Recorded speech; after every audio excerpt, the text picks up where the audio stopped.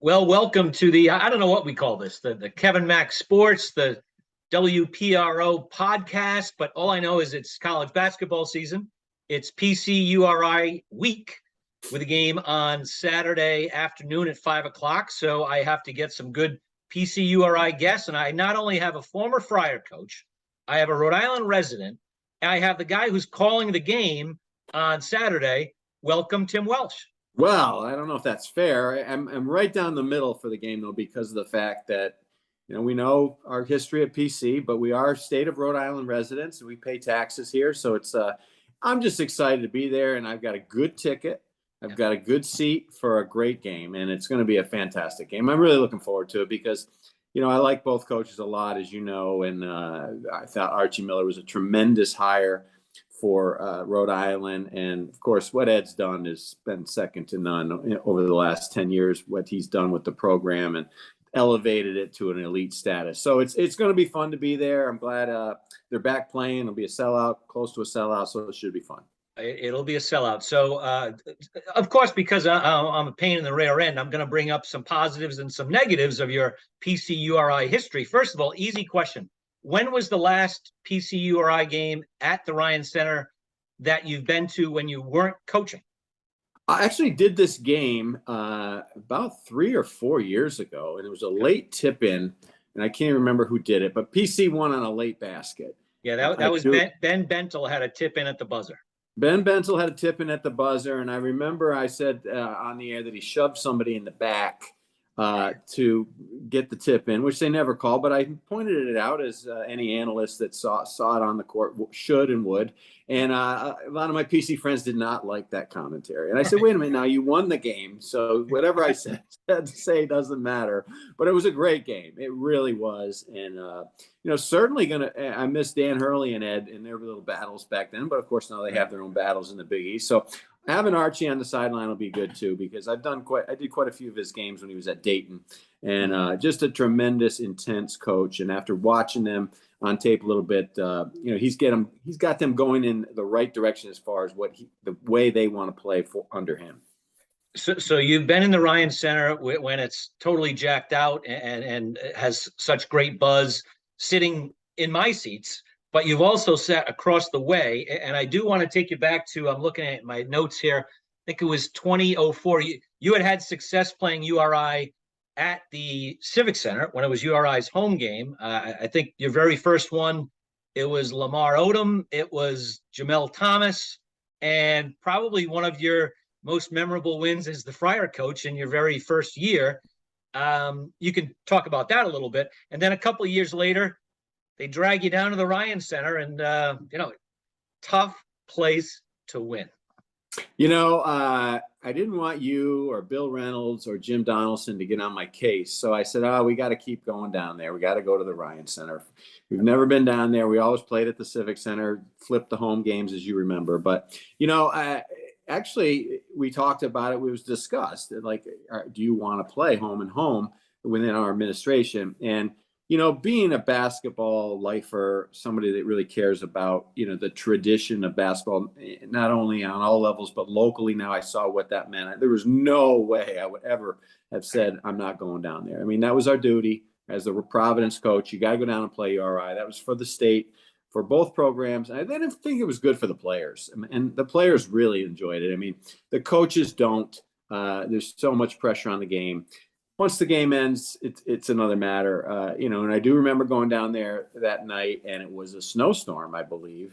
The very first one, right? The very first one was a bad snowstorm, and I was reminded this by Desmond Oliver, who was the assistant at the time under Jim Barron. He's now the head coach at East Tennessee State. I did a game of his a few weeks ago, and he was reminding me of Dustin Halenga that night, because Dustin Halenga was shooting from about 35 feet. Yeah. And going into the game, I was very confident that we could play a lot of zone, because Rhode Island for the season was shooting in the low 20s from the three-point line. I said, so we'll just make them make threes. There's no way they can make threes. And all they did all night was make threes. Yeah. They made them all night. So for those who say the game's going to go one way or another, they're never correct. You don't know. You throw the records out. It's really one of those games. It's always holds true to that, and I'm sure it will again. I mean, Rhode Island is still trying to develop But we've had games even at our place. I remember they beat us by one afternoon in Providence, and we had the better talent. There's no doubt about it. But they came in and beat us, and and vice versa. And you talked about the first year; they had better talent than we did when they had Lamar Odom and company, and we were 0-2. And I was wondering if we were ever going to get a win, or if I ever was going to get a win as the Providence coach, and they maybe get rid of me in year one. But that day, everything fell in place. John Linehan, we sicked him on Lamar Odom, and Lamar wanted nothing of John that day. No one ever wanted anything. No one did. Of John, but we tore him apart. Jamel Thomas was really good, and it was one of those days that everything fell into place. But the crowd and the emotion of that game really lifted us that day. And I think that's what usually happens in this game with the home team. And if the visiting team can handle it, then you usually have a great game. Hey, Tim, you do an awful lot of Big 12. I know you've been down to TCU, competed against Jamie Dixon, have an awful lot of respect for him. Providence just got knocked around pretty good on Wednesday night at TCU. It's obviously never good to lose, but if you're Ed Cooley, to flip it around from that to focus on Rhode Island, the turnaround's quick, but you certainly have your players' attention, I would imagine. You do, and I think, and Ed pointed this out before the basketball game last night at TCU, that one way or the other, he's going to find a lot about his team right now. And this is a new basketball team, and you look at the talent, and the talent is there, but you still got to put the pieces together. You still got to go through things to get yourself better to the point where you can go on the road and beat a good team. And I thought they battled TCU pretty good last night. I mean, TCU is a very good team. I mean, they're better than I thought they were after watching them last night. I know they handled Iowa last week down in Florida, so they're built to last. TCU, they played terrific defense. They really reminded me last night of some of Jamie's old Pittsburgh teams, and that's the first team that he's had there that they're complete. So that there's no shame in going on the road like that, big, long trip and losing. But now how do you bounce back? And obviously you got to manage the energy coming off a long flight last night, probably do nothing today, maybe film, and then get ready for Saturday. But they'll be ready. Both teams will be ready emotionally as well. But I think for Providence, they're still learning about their team. And, the two freshmen are getting some minutes now. And I think their minutes probably will grow because they look pretty talented. So take us inside kind of the dynamics of a team. I always like to say, and Providence, okay? We know how Providence goes about constructing a schedule. Find a few bops early, sprinkle in maybe a neutral site tournament, which Providence did. And, they were unfortunately lost a couple times at Mohegan Sun. But I like to say the first time that you really get a reading on your team is when you play someone, A, who's better than you, or two, when you go on the road. Now, just went on the road. And TCU, in December, whatever it was, November 31st, they don't care about basketball. It was like 5,000 people there. They got the football team. Football team's undefeated too. Yeah, I mean, why would they care about Eddie Lampkin and Mike Miles? Well, Saturday they're going into a real, visiting den. It's going to be difficult. Is Bryce Hopkins, is Devin Carter, is the freshman Jaden Pierre? How much different of that, or did they get that much of a wake-up call in their first road game at TCU, where Rhode Island will be a little more ready? Well, I just think that those players that you named, the freshmen, that's another story. I think the freshmen, they don't have to have the freshmen be the front people, so I think they're going to be fine. Just kind of taking in the game from the bench at first and getting themselves acclimated. And they'll always be on the court with some veterans. But, the Providence veterans, the Bynums of the world, the Croswells, they've been through it. They've been through a ton of big games. It doesn't matter if it was at Rhode Island or at Villanova or in the Sweet 16. And the guys you mentioned too, Carter and Hopkins, they've played on big levels in the SEC. So, and Noah Locke's played at Louisville and Florida. So they've all been there. You don't really know what it feels like to play down there until you do. It's a different feeling. I don't know why. I can't put my finger on it, but it just is. And I think that's what the rivalry games are all about. But it may take them a few minutes to get adjusted. But I think that's where the veteran players, along with Ed Cooley, too. Ed's going to get them ready. He knows how to coach in this game. He's not going to overhype it. He's not going to undersell it. He's just going to get them prepared to go on the road and get better. And I think that's what he learned about his team at TCU that, you got to come out of the gates a little bit better. And I think on both halves, they have to figure that out, because last night, start of the game and then start of the second half, really sluggish starts. They have to find a way to get early energy and not give Rhode Island confidence, because if they get confident early, they can play with Providence. I get two questions. We'll start with Rhode Island. So I know you've seen Rhode Island a little bit. I've only seen them on TV. I saw the Boston College game and one other.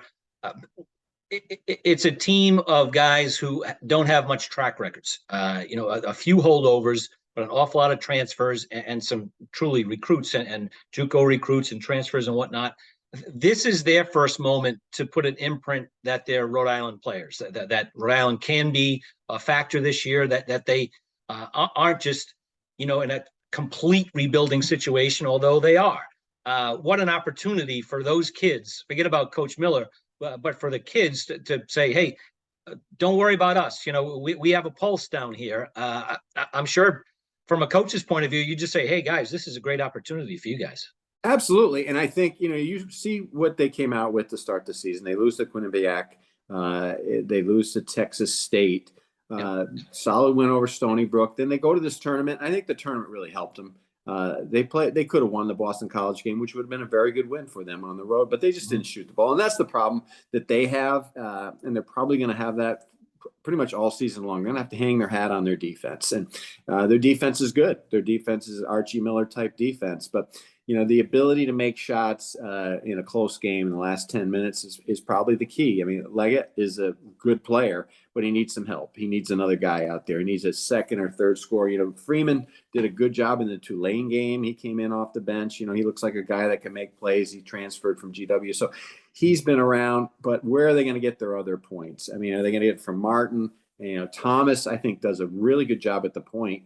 But he's not a shooter. He's not a guy that's going to score. So they need to find a way to get a couple other guys besides Leggett that's can go get them 10 to 15 points a night. And who is that going to be? It doesn't have to necessarily be the same person every night, but if they can't get scoring from other people, then teams are just going to load up on Leggett, and it's going to be difficult for them to get to 70 points. But in Providence, they're going to make them shoot from the outside. They're going to look at the numbers and they're going to say, we're going to put pressure on Leggett, and then anybody else wants to beat us, they can. But I like their energy, their toughness. I think Archie's been very positive coaching them and patient, and I think that's what he needs in his first year. And he seems like he's building something defensively. Now they have to find out if they can score.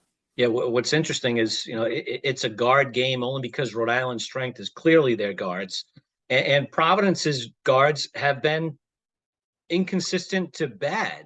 Jared Bynum has really struggled adjusting to being the full-time point guard, leading the team, seems like he's one of those guys who's in between, where do I get mine and where do I be, a pass first point guard? I'm sure you've had that situation before. How does Ed Cooley get Jared Bynum to look a little more like Jared Bynum? I think just pull out some tape from last year. Get him in a quiet moment, bring him in, whether it's Ed or one of the great assistants that they have, and just, they do a good job of in-game adjustments, in-season adjustments, player development. So I think you just got to bring a guy in and say, listen, pick out a few of his best moments from a year ago and say, here's how you played. You played loose, you played free, but you didn't, no pressure on it, because he has good players around this year, but he doesn't have Al Durham and Justin Minaya next to him. And those were really men, seasoned veterans, good players, played the right way. They all played off each other tremendously well. He doesn't have Reeves next to him either, who was very comfortable with. That's kind of an underrated loss as well. So those guys were all really good players. And so it's an adjustment period. It's really an adjustment period when you're playing with new guys and they're trying to figure out when you go. You're trying to figure out when they go, and how to all mix together and still be aggressive, without being a guy who maybe pounds the ball on the floor a little bit too much. And I think they got to get him to stop doing that as much, because he's easily guarded when he's just trying to dribble around out there. He's got to attack a little bit more quickly in the half court, and then in the full court, just be aggressive, because the talent is there. You saw it a year ago, and I think he'll break through, but probably just needs a little bit of a long film session to figure it out. Yeah, interesting. Sebastian Thomas, the sophomore from Cranston. He actually played CYO at my church right up the street here, and he's matching up against Jared Bynum, the Big East reigning sixth man of the year in his first PC-URI game. They did not play last year. They did not play last year or 2 years ago, the COVID year. No, I'm trying to think. 2 years ago they didn't play. 2 years ago. 2 years Right. ago. So Sebastian has yet to play them down at the Ryan Center. What do you think of him? What do you think of the in-state kid, Sebastian? I like him. I Yeah, like him me after too. I watch Me him. too. Yeah, he's a really good pinpoint passer. He understands the game. He's very fast.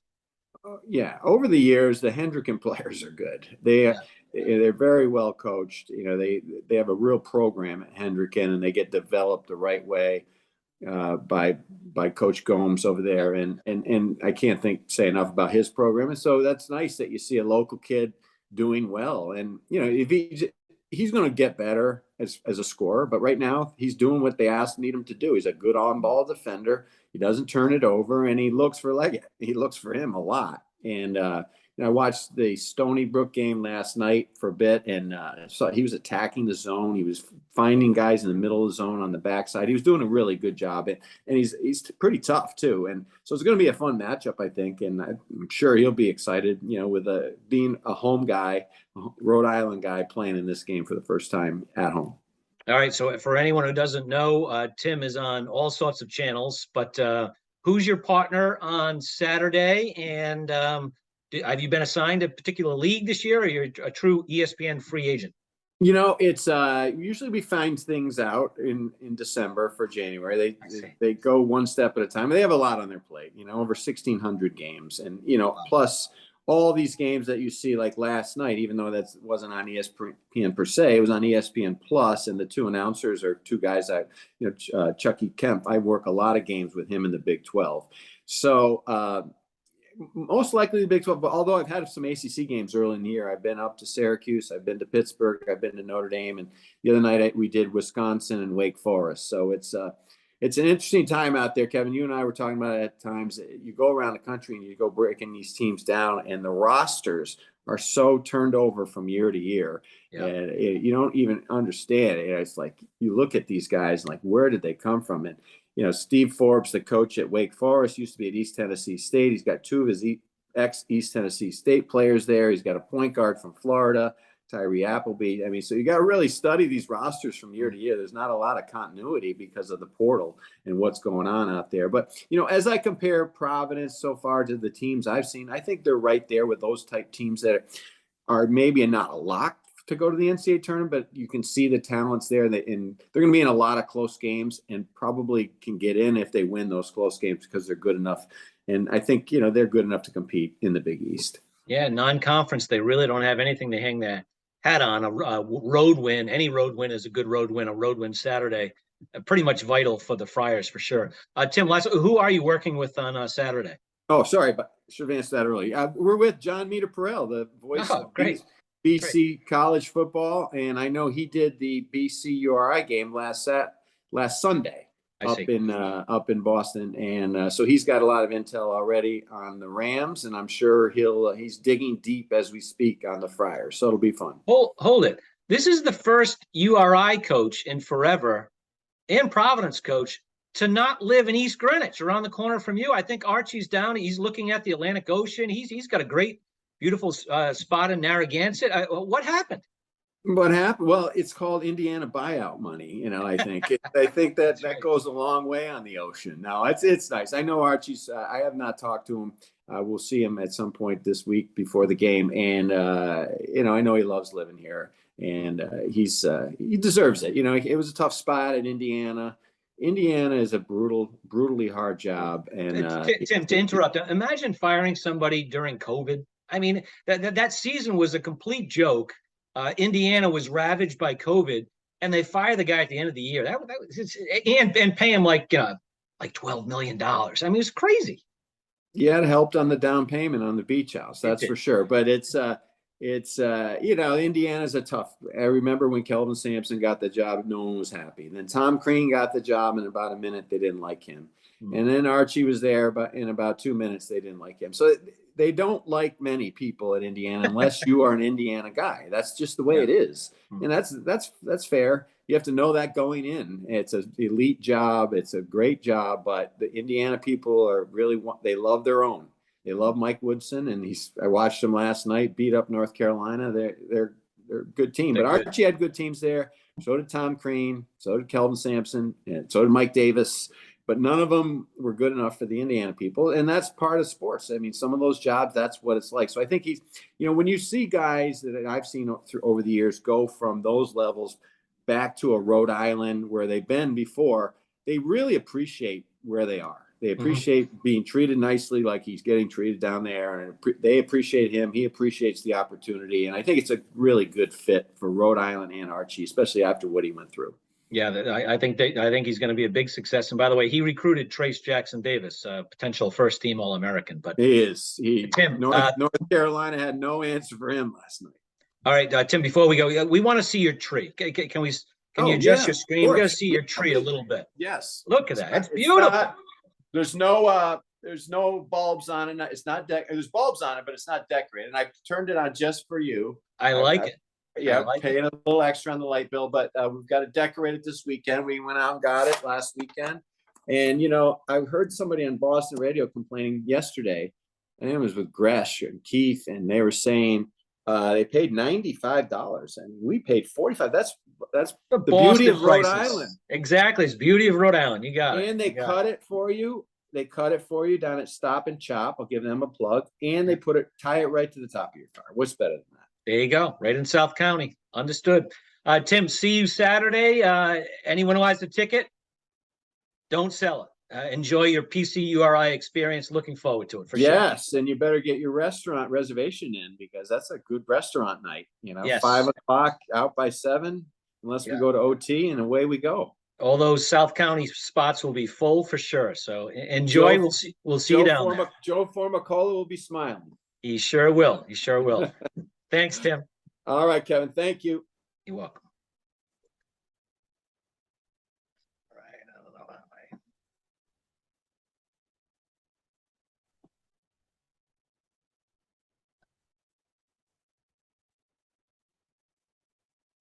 All right. I'm just going to sign off. Thank you, Tim. All right. Thanks. We'll see you a little later. Okay. Oh, Kevin, where is the media availability? Yeah, it's right on the court. Oh, it's right there. Okay, great. Okay. Thanks.